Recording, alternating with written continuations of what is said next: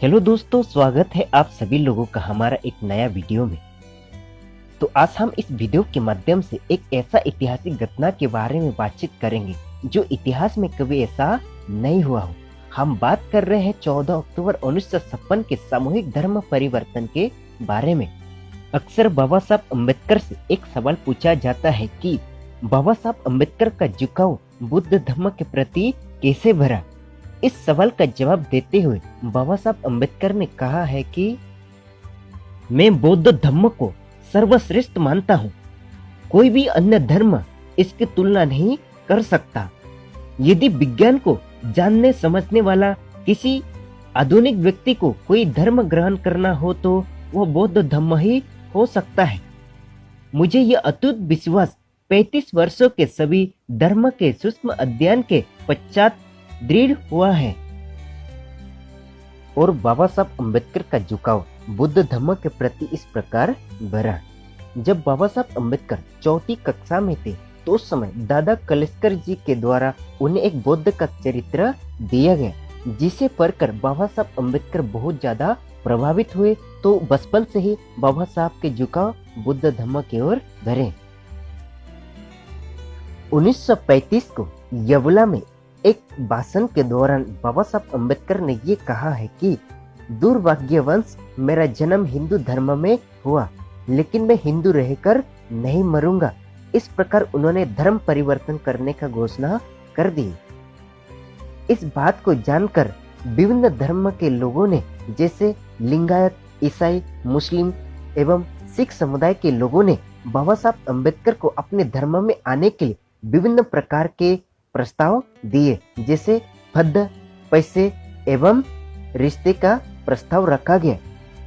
जैसे कि डुपी के लिंगायत धर्म के समुदाय के लोगों ने बाबा साहब अम्बेडकर को अपने धर्म का महत्व और विशेषता के बारे में समझाया, और साथ ही साथ उन्होंने कहा हम आपको और आपके समाज को हमारे धर्म में समावेश करने के लिए तैयार है।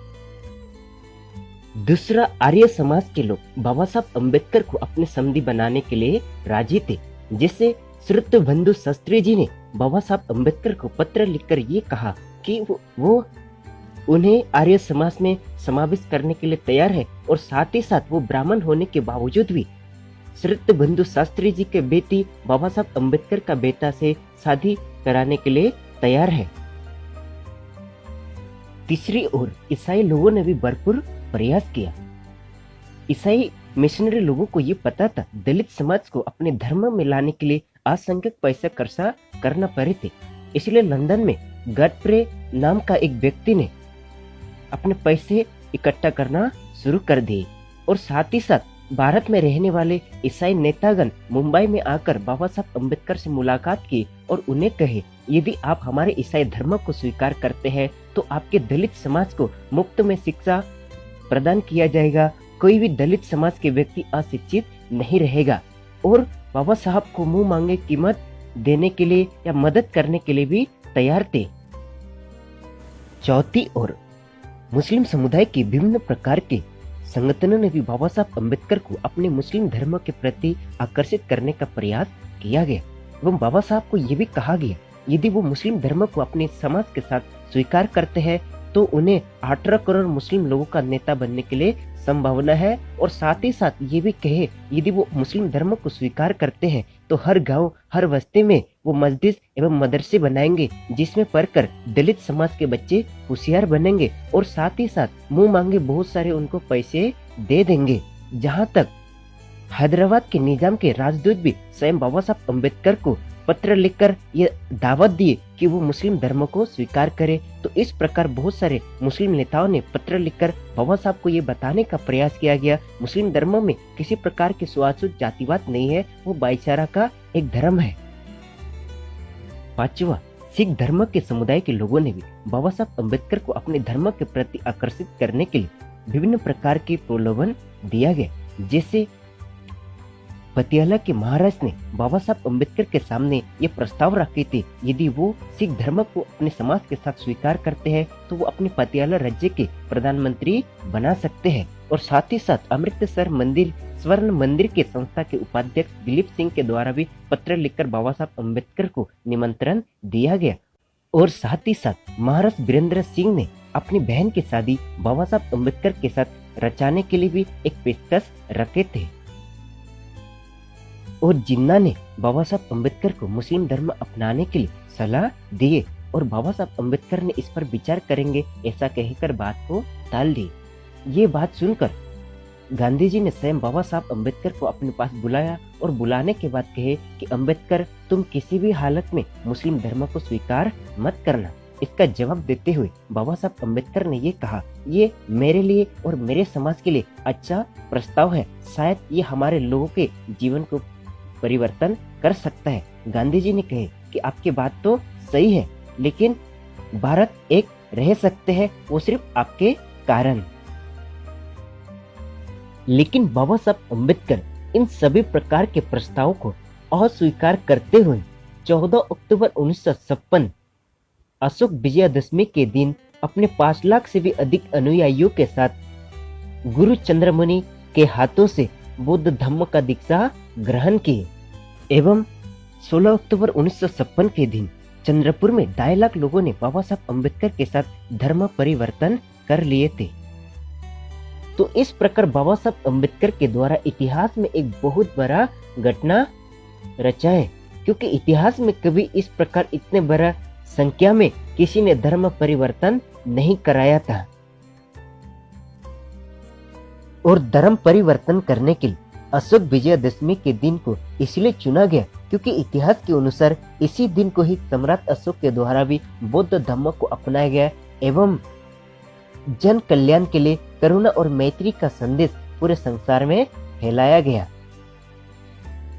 और इतिहास की दृष्टि से नागपुर के महत्व को देखते हुए बाबा साहब अम्बेडकर के द्वारा दिल्ली, मुंबई, कलकत्ता, चेन्नई जैसे शहरों को छोड़कर नागपुर को दीक्षा भूमि के रूप में इसलिए चुना गया क्योंकि ऐसा माना जाता है नागपुर के लोग ही नागवंशियों का वंशज है।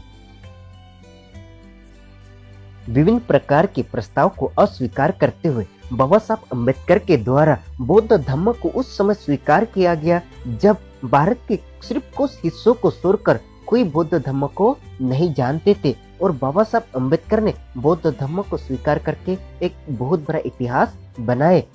और बाबा साहब अम्बेडकर धर्म परिवर्तन करते हुए 22 प्रतिज्ञा ग्रहण किए।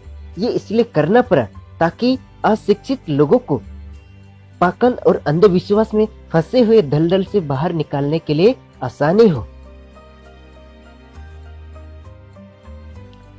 तो इस प्रकार लगातार 63 सालों से भारत के विभिन्न कोने से आकर बहुत सारे लोग अपने धर्म परिवर्तन करते हैं एवं बौद्ध धर्म अपनाते हैं।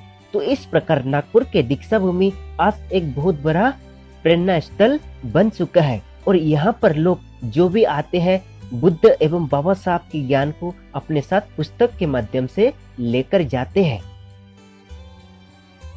तो आज बहुजन समाज को यह सोचना चाहिए कि बौद्ध धर्म अपनाने के बाद 63 साल पूरा हो चुके हैं। क्या बाबा साहब अम्बेडकर ने जिस समाज के लिए त्याग और बलिदान किए, क्या उस समाज ने बाबा साहब के त्याग और बलिदानों को समझ पाया है? जिस बौद्ध धर्म को समाज के उद्धार के लिए दिया गया, क्या हम उस बौद्ध धर्म का आचरण करते हुए अपने जीवन में परिवर्तन ला चुके हैं? बाबा साहब अम्बेडकर ने अंधविश्वास, अंधश्रद्धा से बाहर निकालने के लिए जिस समाज को पंचशीलों को मिलाकर 22 प्रतिज्ञा दिए, क्या उन 22 प्रतिज्ञा को हमने ईमानदारी से पालन किए? क्या आज सचमुच हमारे समाज अंधविश्वास, अंधश्रद्धा से मुक्त है? ये भी सोचने वाली बात है। और बहुत सारे लोगों के कहने का अनुसार हमारे बौद्ध समाज के लोग बौद्ध धर्म को छोड़कर अन्य धर्म स्वीकार करना शुरू कर दिए। यदि बौद्ध धर्म से ज्यादा बाकी धर्म श्रेष्ठ होते तो बाबा साहब अम्बेडकर आज से 63 साल पहले बौद्ध धर्म को न अपनाकर अन्य धर्म अपनाते। तो बहुजन समाज के लोगों को किसी भी धर्म परिवर्तन करते समय ये बात जरूर सोचना चाहिए कि बाबा साहब अम्बेडकर जो इतने पढ़े लिखे शिक्षित विद्वान व्यक्ति, जिन्होंने 35 वर्षों तक सभी धर्म के सूक्ष्म अध्ययन किए, जिन्होंने ये अंतिम में ये पाया कि बौद्ध धर्म ही है जो बहुजन समाज को एक प्रज्ञा की दिशा में लेकर जा सकते हैं। बौद्ध धर्म ही है जो इसको स्वीकार करके हमारा बहुजन समाज प्रगति के मार्ग में आगे बढ़ सकते हैं। तो इस बात को ध्यान में रखते हुए हमारे बहुजन समाज के लोगों ने, जिन लोगों ने भी बौद्ध धर्म नहीं अपनाए हैं, उन्हें भी बौद्ध धर्म अपना लेना चाहिए, ताकि हमारे बहुजन समाज गुलामगिरी एवं पाखंड से मुक्त होकर बुद्ध के रूप में समता, स्वतंत्रता, बंधुभाव और न्याय की शिक्षाओं के साथ सुखी समृद्ध जीवन यापन कर सके। दोस्तों, आपको हमारे वीडियो कैसा लगा कमेंट करके जरूर बताएं। यदि हमारे वीडियो आपको पसंद आया तो इस वीडियो को ज़्यादा से ज़्यादा शेयर करें। यदि आप हमारे चैनल पर नए आए हैं तो हमारे चैनल को सब्सक्राइब करें और हमारे वीडियो देखने के लिए बहुत बहुत धन्यवाद।